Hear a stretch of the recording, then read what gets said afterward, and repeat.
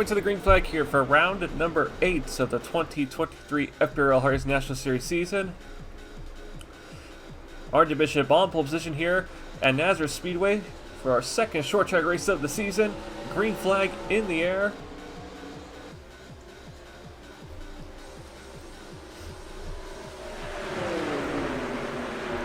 Side by side through turns 1 and 2. Bishop and Williams side by side as Corey tries to get to the 71's quarter panel to keep next to him. But unfortunately for him, RJ Bishop's going to take the lead here.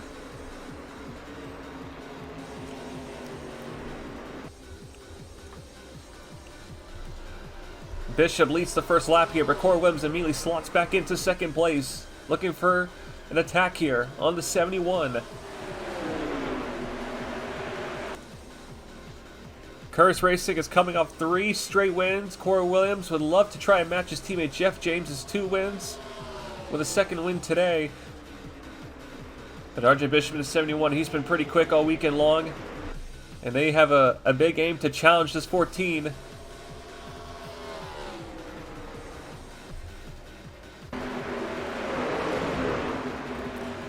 Here's your winner from last week, Jeff James.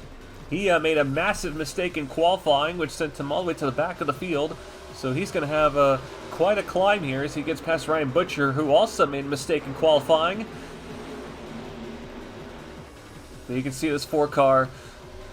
Jeff James, he ran rampant at Boston last week, and he's trying to continue that momentum here.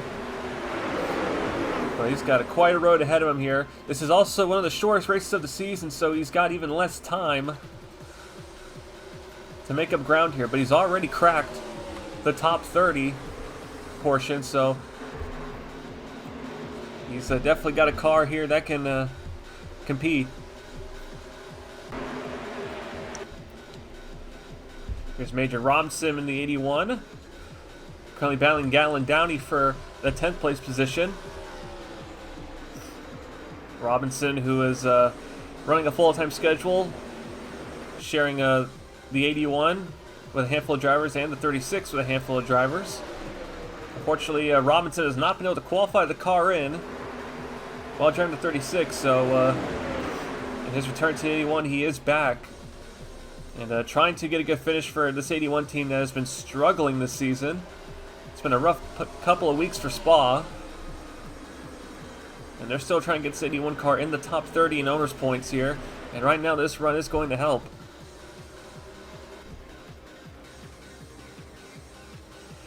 RJ Bishop has led every lap so far. Here's Brandon Beal trying to make a run on the 14 of Corey Williams here for the spot. Brandon Beal, who has had an interesting start to the year with his run at Daytona. And a really solid run at Dubai at first before slowly falling through the field. But he's kind of been struggling to get inside the top 10 ever since. But right now he is competing with Corey Williams for second place here. That's the highest running Honda. And he's going to slot right through Corey Williams here for second place. So a nice pass by Brandon Beal. It's going to put him into second. And, speaking of drivers who have been struggling the past couple weeks, Noah Hardee, the 18, had a really strong start to the year, but the last month and a half, this 18 team has struggled to crack the top 15 on occasion. However, Hart is doing a really solid job here running in 4th. Just needs to really get a good finish today to get this 18 team back on track. And then you want to add even more drivers who had a rough start but are getting it together. Here's Cameron Lessard. Lessard, who the last time we saw him on a short track, he got put a lap down, running outside the top 35 at Iowa.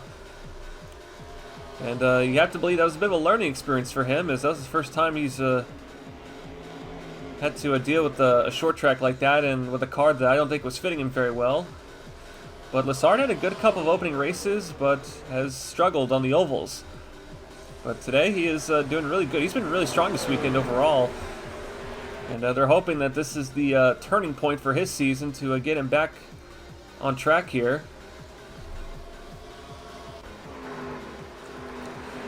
Here's Nick Brady going to make it 3 wide on Ryan Reed, and Eric Rodriguez here for the 15th place position.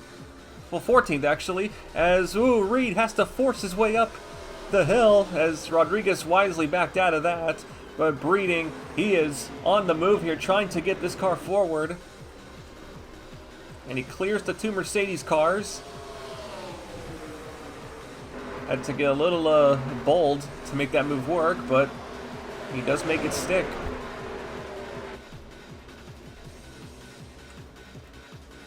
Here's Diego Lugo in the number 77, making his second career start in the Hardee's National Series. Now, originally this was supposed to be a race for Adam Verlanes, who was supposed to run a part-time schedule for Spartan in this car, but they managed to set up that full-time deal for him for Simsley Racing, and they tapped in Diego Lugo to come in and take over those races that he was supposed to do. Now, Diego made a start at Kentucky, driving for the number 59 for Fitzwater Racing Team after Lil Adonis was suspended. And did relatively okay, didn't cause a problem, but this is a big opportunity for him, and he's making the most of it so far. Spartan Motorsports' number 77 has been kind of their main car. They've finished top 10 every race in this thing with this vehicle, and they're trying to keep that streak going.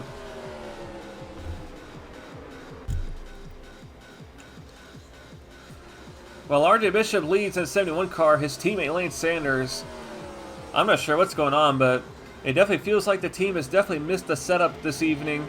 Well, this afternoon for the 97 crew, because Sanders has just been struggling all weekend long, and it doesn't seem to be that whatever changes they would try to make, it hasn't rectified anything. Currently stuck racing with Alexander Rowe for a 38th place spot. And we got a couple guys here who are really struggling. That kind of unusual to see them struggle.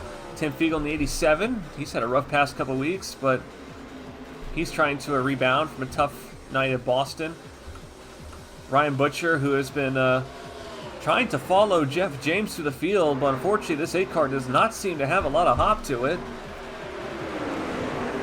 which is surprising because Butcher's lone career HNS win was on a short track at Carbondale last year, so I think a lot of people were expecting him to be a big threat this weekend, but he's too busy playing recovery mode right now to make a run towards the front.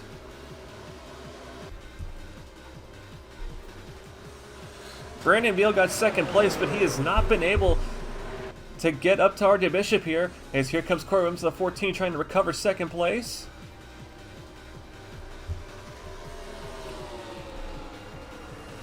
Ooh, down the inside, Corey Williams throws a massive dive to the bottom lane, makes it stick and gets underneath the 91 of Brandon Beal. So Beal, he will lose second place to Corey Williams here.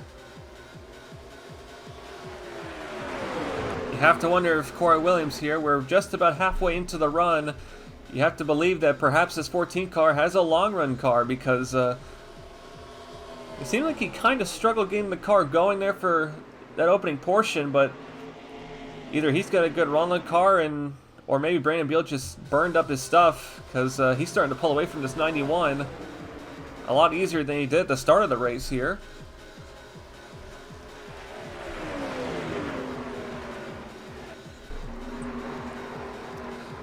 "25 laps in, and Jeff James has cracked the top 20 in the number 4 car. From 38th on the grid all the way up to 20th. He's about to take 19th from Dylan Poteet. So Jeff James, this 4 is quick. He's actually running some of the fastest laps on track despite battling people. And you have to imagine that if they can get some pit stops in and get some track position and perhaps a caution even, this 4 car may still have a chance to contend for the win today. He's currently 9 seconds behind the lead. So that's not impossible to make up here, but on a short track that is going to be very difficult. But you can just see the difference in speed between Jeff James and the others, because look how easily he caught up to Doug Lockrow, who who is trying to hold the 18th place position from him.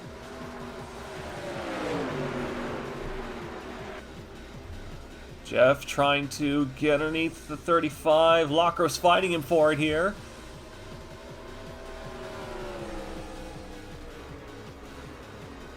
Lockrow does not like having to give up the bottom like that, because here comes Kyle Collins in the 41 on the bottom here, trying to now get the spot from him.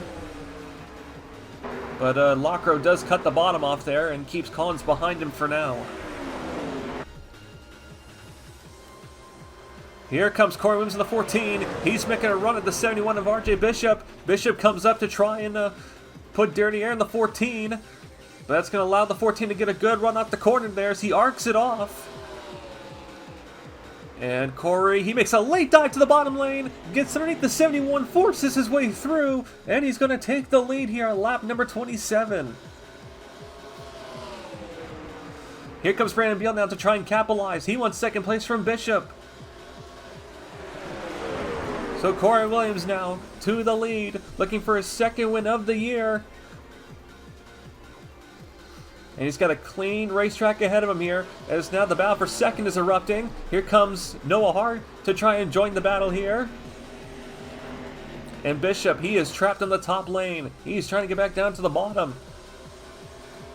His car seems to be fading as this run goes on, so I think some of these guys have a short run car set up here, compared to the 14, who I think has a long run setup put in. You can see Bishop, though, he is fighting as hard as he can to keep third. And he does. Bishop had to basically throw it as hard as he could in the corner to keep the 18 behind him.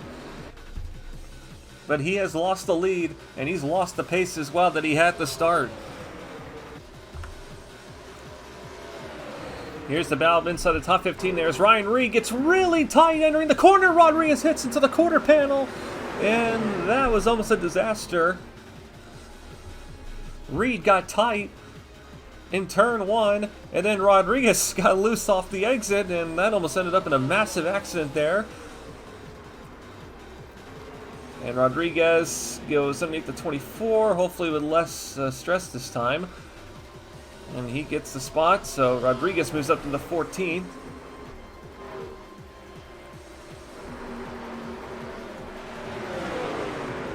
But Reed, though, trying to fight back on the outside lane. Ooh, boy. Ooh, Reed is really not wanting to let this 63 go, but it's going to open up the door for the 92 of Cody Goforth here.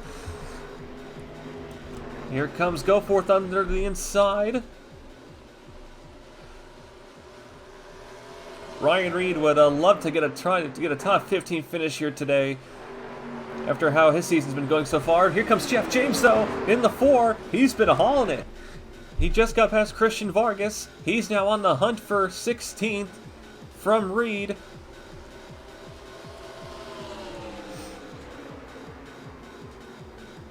And Jeff James, he just slides right past Reed, which opens the door for Vargas.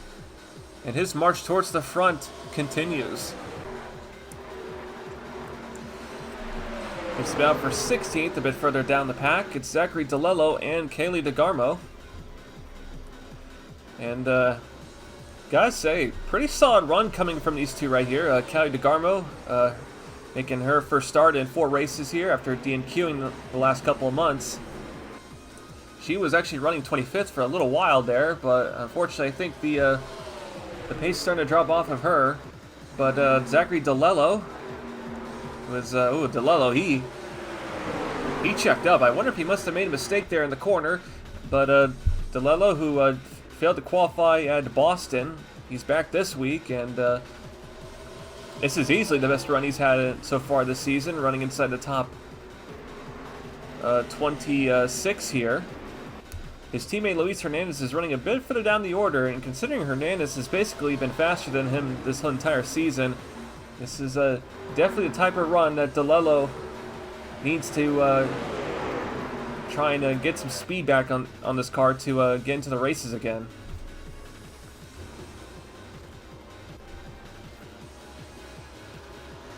Here we go, the pit cycle has begun, the first of 2 pit stops that will be needed for today. Ryan Butcher comes to pit road first. And I kind of have to agree with the strategy call. This 8 car has been struggling to make up spots here, so they're coming in to undercut to try and make up time. So we'll see how this works out for Butcher.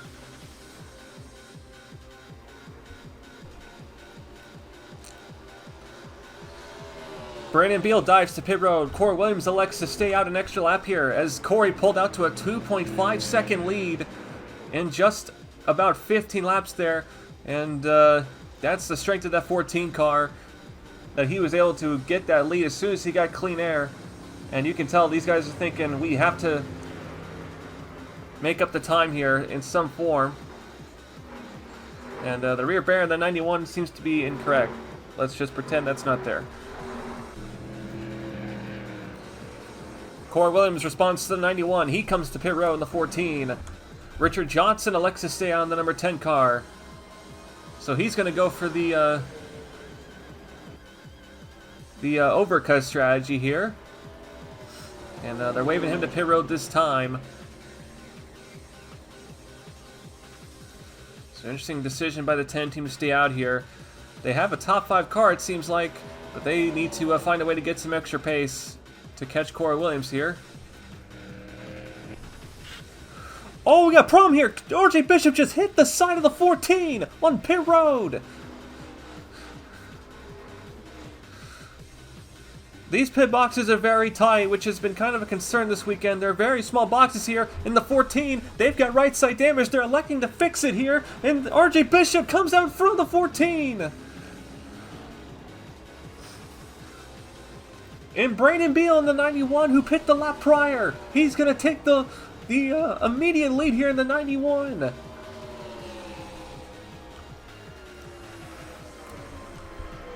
Corey Williams had a 2.5 second lead, and now the lead's gone.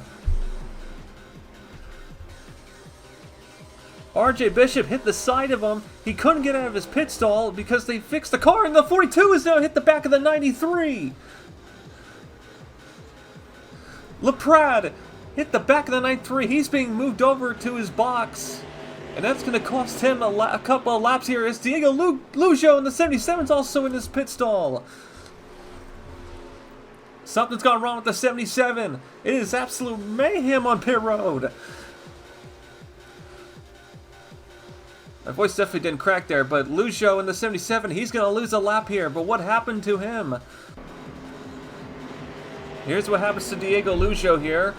Being told contact with Downey as Downey was, I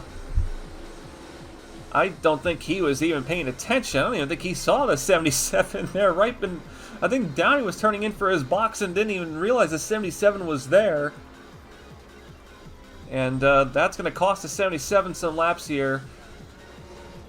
And I think the 12 of Downey might need some contact lenses.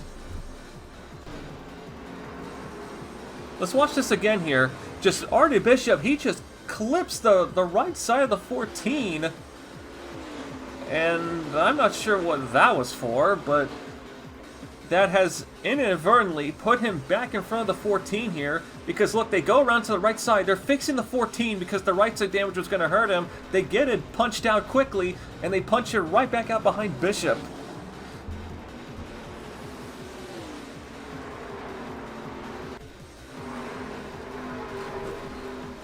We are now at the halfway point here, and Brandon Beal has taken the lead in the 91.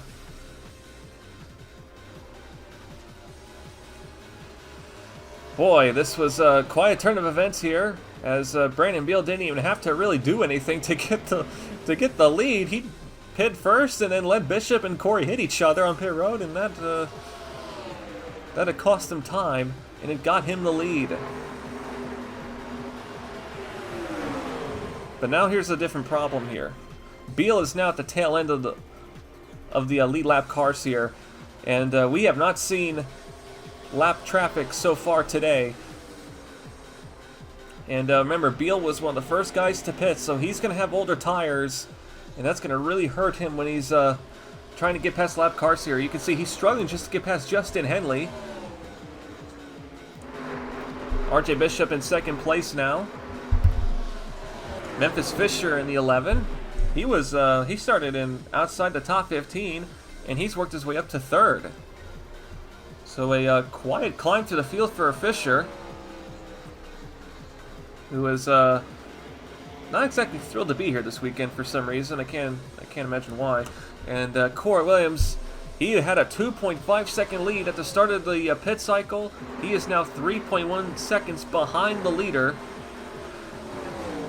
And looking at the pit stop times here, a 19.4 second pit stop for the 14 team. Now I imagine the trade-off is worth it here because that damage was going to hurt them really bad in traffic.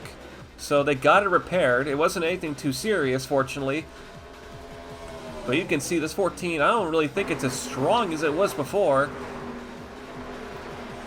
But remember, Corey does have a long run car. We saw how good that 14 car was on the long run here, so perhaps this is just him taking his time as they are catching Beal. The gap was 2.6 seconds. It's down to 1.2. Beal is having a really tough time dealing with Justin Henley. And here comes RJ Bishop. He is hauling it towards Beal. The gap down to a second here as Dunda Pratt loses a lap there. He's got some really bad damage. He's really slow in the straightaways. He hit the back of the 93 on the pit road entry. And I think it's definitely knocked something loose in the engine because he is definitely lacking that power on the straights. Jeff James is now up to 8th place in the 4 car. And his charge to the field continues. 9 seconds behind at the start of the pit cycle. The gap is now down to 5.8 seconds. So Jeff James, he is the fastest car on the track right now in this 4 cars. But we are just under halfway, and he's made up a good amount of time. But is it enough time? Does he have enough time to get up there? The further he gets up the order, the more difficult this is going to get. And we still have one more pit stop to go through here.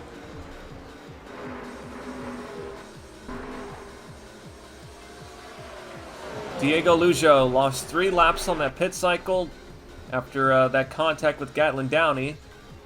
So tough break for Lujo, who had a great first half of this race running inside the top 10. We've seen some really great runs as some very inexperienced drivers in the 77 car this year, and you have to imagine Honda and Smart Motorsports have got to be thrilled, regardless of how this result's going to be today. You have to imagine that they're pretty happy overall with the speed that they had, all things considered here. And we'll see Lujo again in Nashville in a couple weeks, so he'll get a chance to redeem himself.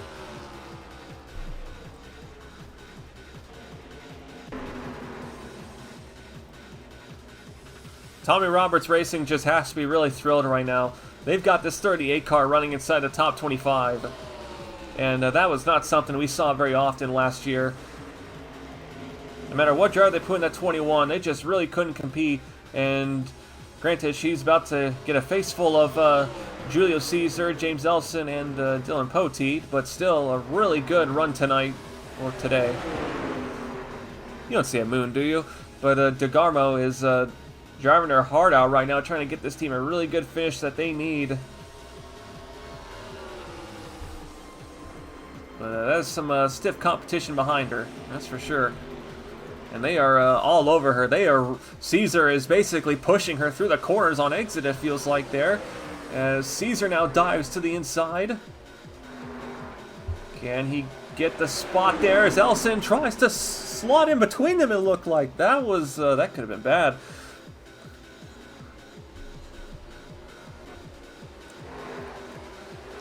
Brandon Beal is in a world of trouble. He cannot get past Alexander Rowe in the 86 car, and you have got to imagine Sparn has got to be absolutely screaming at the Horizon Group team to get out of the way, because it's costing Honda a potential win here. Here comes Bishop to the inside. RJ Bishop, can he get the lead from Brandon Beal? Here comes Corey Williams now, trying to capitalize. Bishop throws it up the inside. Beal trying to hold steady on the outside. Bishop's going to have to dive it in here, I think. Bishop, he gets to the bottom lane, he gets to Beal, and he's going to take the lead.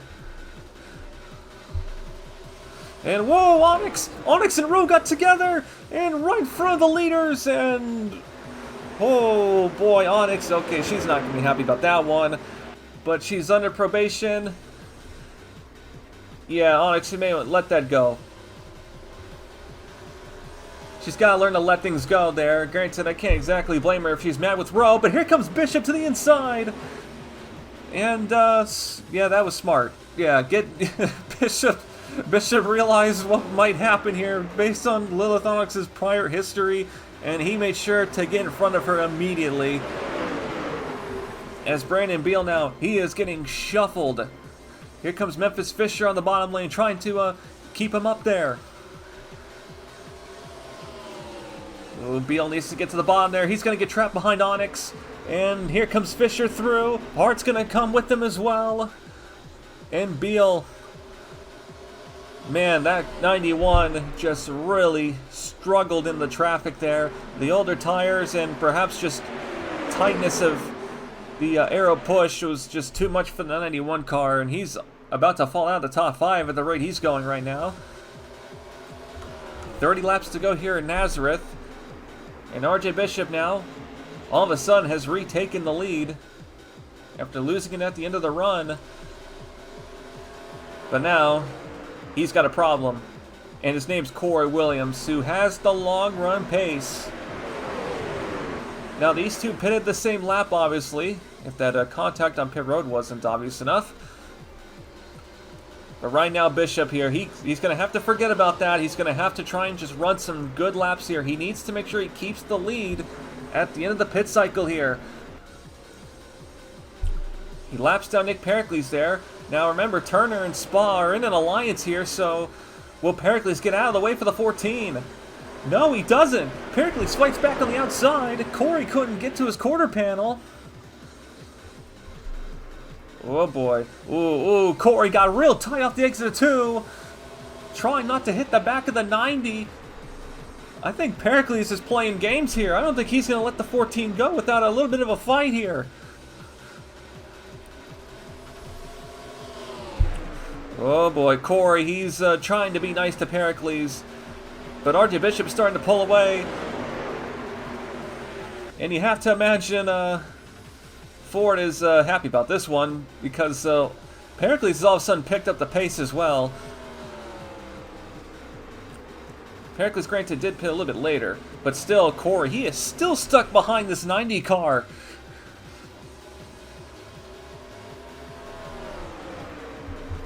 Bishop is pulling away, and Pericles is not getting out of the way. Corey's going to have to force his hand here because Pericles says, oh, he slammed the brake on the 14 on the exit of the corner. Yeah, I think Corey's had enough. He's going to throw it in there. I can't blame him for this. Here comes Corey underneath the 90. He's going to get past him finally, but that just that cost him about over half a second to RJ Bishop there. Battle between two rookies here, Eric Rodriguez and Cameron Lazard for the 8th place position here. The 63 team had a really good pit stop there. They were running outside the top 10. They're now inside the top 10. And battling with Lazard. Rodriguez has not finished it. He's only finished inside the top 10 once, which was also his only top 10 at Kentucky when he got second. And is now trying to get another top 5 and/or top 10 here. And he gets the spot there. So nice bit of a nice pass by Rodriguez here. Back up at the front here on lap 69. RJ Bishop has got a nice little gap here on the 14 of Corey Williams here, and he's now about to put Tim Fiegel a lap down.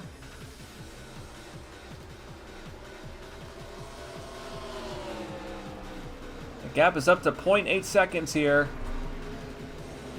And Fiegel now, he falls a lap down here. He's in the lucky dog position for the time being.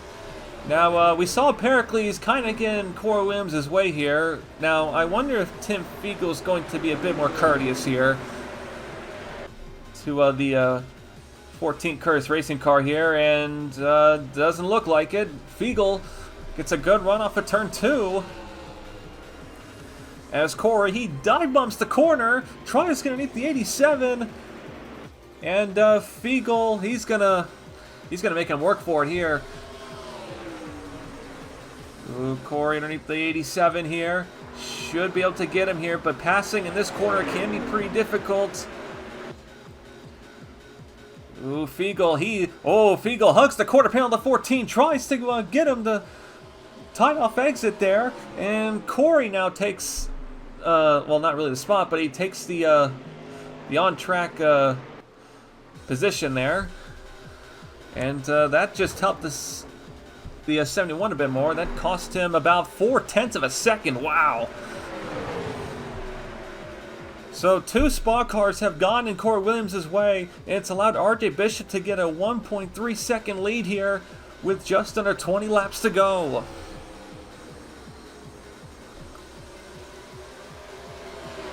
Jeff James has reached the top 5 for the first time today from 38th on the grid. The 4 cars in the hunt. He got past the 2 Wrigley Racing cars, and now he's got his sights set on Brandon Beal for 4th. What a drive by Jeff James. He looks so much different than what he was at the start of the year. He's got quite a bit of catching up to do to his teammates, but this is the type of runs that keeps him in the hunt. I tell you what, if you can get a caution, this 4 car might win. But right now, it has been mostly clean so far today. We have not had a caution in almost 3 races now, which is incredible. Not since the end of the Kentucky race last month.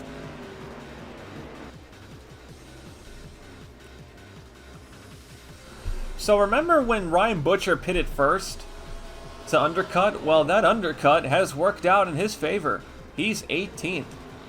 And he was around 27th when the pit cycle started, so this call to pit early has worked out for Ryan Butcher for track position with 15 laps to go. Now I can see that the 8 car is slowly starting to lose some time here. Vargas is starting to catch him. But you have to imagine they're going to go the same way again when we pit in the next 5 to 10 laps here.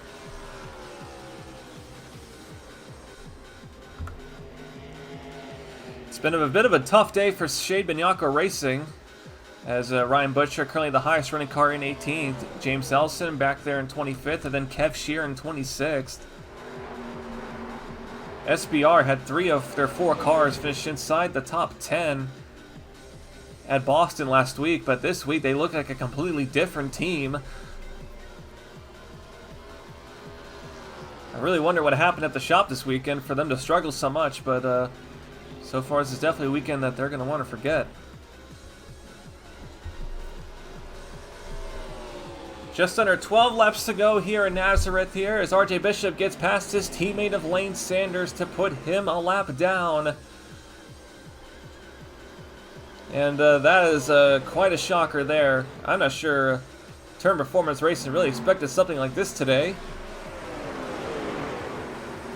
But Lane Sanders is 97. I mean, he's doing what he can, but there's clearly something wrong with that 97 running in 31st today.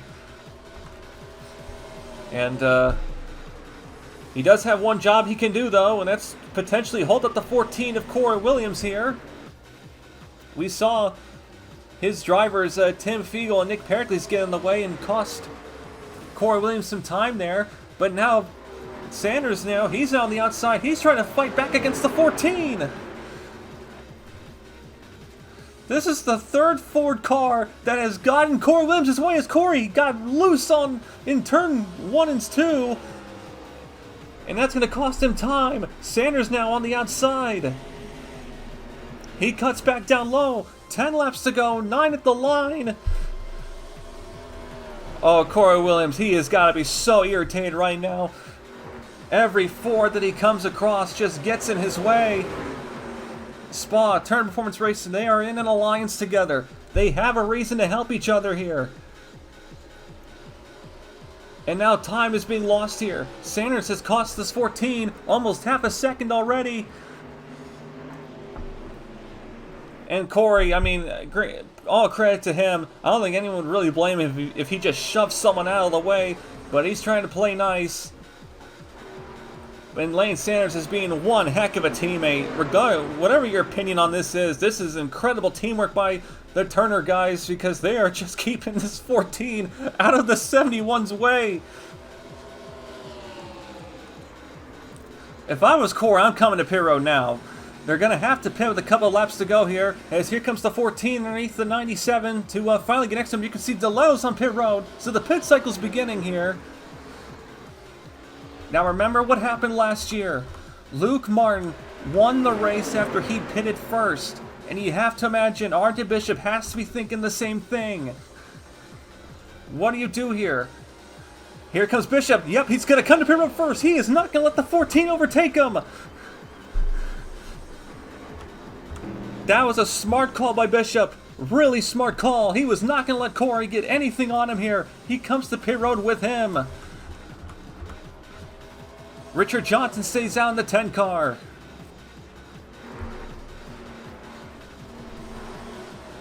This is going to get very interesting here. Brandon Beal pitted the lap prior. A couple guys pitted before the 71 did. Granted, I don't think it's going to be enough to make up time. But here comes Richard Johnson now, with 6 laps to go. He comes to pit road and surrenders the lead. But this is the battle here for the potential win here. It's between the 71 and the 14. Here comes Bishop. He's out of pit road first. He beats the 14 off of pit road. Great stop from the 71 team. And they're going to get out ahead with 5 laps to go.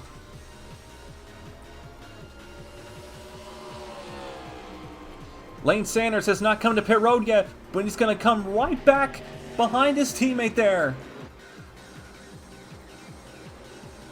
4 laps to go here in Nazareth. Nick Breeding, he's coming to pit road here, so he's surrendering the lead.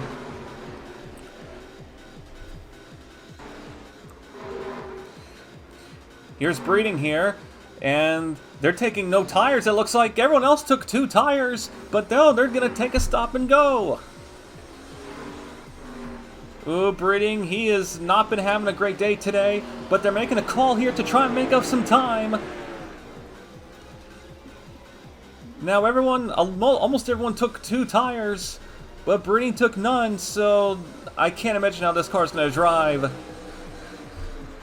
He is going to have to hold on for dear life with these old tires.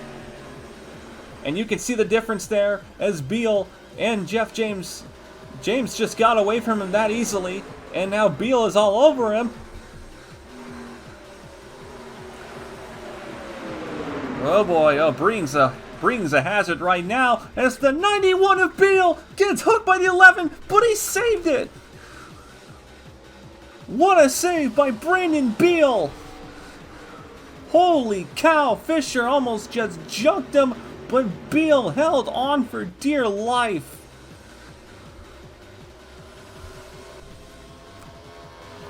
Three laps to go for RJ Bishop in the 71. And what a day it has been for RJ. RJ Bishop has not won since his maiden win back in 2021 at Texas World. It has been almost 2 years since the 71 has visited Victory Lane, and what a day it's been. And it's definitely going to be a race mired with some potential controversy, with the 2 Spa cars and Lane Sanders getting in Corey Williams' way, which cost him a potential chance at a win here against RJ Bishop. And then don't forget the contact on pit road when RJ hit the side of the 14. That cost him the lead. But I don't think that's in RJ Bishop's mind right now, nor is it in Turner Performance Racing's mind, nor is it in Ford's mind, as the white flag is in the air for RJ Bishop here, looking to put an end to a long winless streak. RJ Bishop last year, he was a bit of a glass cannon, struggled for consistency throughout the year, but at the end of the year turned it around, had a championship level second half of the year, and this year he has come out the gates flying. There's been some tumultuous moments at the start, but it's all going to come together for today. Checkered flag falls. RJ Bishop is your winner here in Nazareth Speedway and ends the long winless streak for himself. Ford and Turner Performance Racing get their first wins of the year. What a drive by RJ Bishop to get a win here today. And there's going to be some interesting post-race discussions. Corey Williams comes across the line second. And you have to imagine that was a very frustrating second half of the race for this 14 team. Tristan Grace pulls up into 7th. Jeff James from 38th on the grid climbs to 3rd. Finishes 3 seconds behind the leader. What a day for Jeff James as the right side of Tim Fiegel's got damage. Memphis Fisher in his return to the Hardee Series comes across 4th. Noah Hart quietly finishes 5th place. A nice day for him. He really needed that run. Brandon Beal crosses the line 6th. Eric Rodriguez finishes in 7th to get his second top 10 of the year. Cameron Lessard returns to the top 10. He finishes 8th in his best run since Autumn Hill. Ryan Butcher comes across the line 9th. Butcher was 18th as the 70s. What happened to Lujo? I think we got things to look at later. But Ryan Butcher finishes 9th after pitting early again, I believe. So Butcher, his pitting early strategy gets him 9th. Nice job by the 18 to make something of a bad day. And Galen Downey comes across 10th for a quiet top 10 finish. Before we take it to the results and points here, we saw Tim Fiegel had some right side damage that we didn't cover. This happened back at the first pit cycle here. And this may explain why Kev Shear may have lost some pace late in the race here, as we unfortunately missed it, as Fiegel just comes out right in front of the 0 car and got heavy damage, and Joshua Michaels gave him a little kiss. As does Pericles with Commons. So, you're probably wondering, how did Corey Williams lose up to 2 seconds on pit road? Now, this wasn't caught till post-race, but look at what happens here. So they're all coming down for their final stop here, and look what happens to Collins and Corey Williams. See, they're having trouble on the right side. They have a really slow stop, and Collins comes out in front of Corey Williams and hits the side of him, and that costs the 14 time.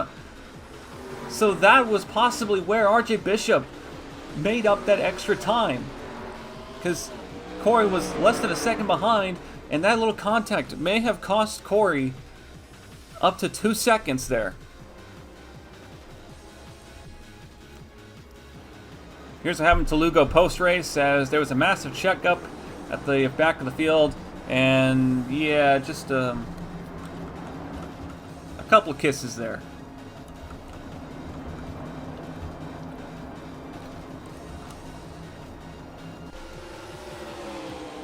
Here's a replay of what happens to Brandon Beal, and check out this piece of driving here. Fisher just hit the back of the 91. Beal almost goes around and just recovers the car. He went through the grass. An excellent piece of driving by Beal. And man, this is not the first time we've seen some incredible wheelmanship out of him this season, but that was probably one of the more impressive ones we've seen from him.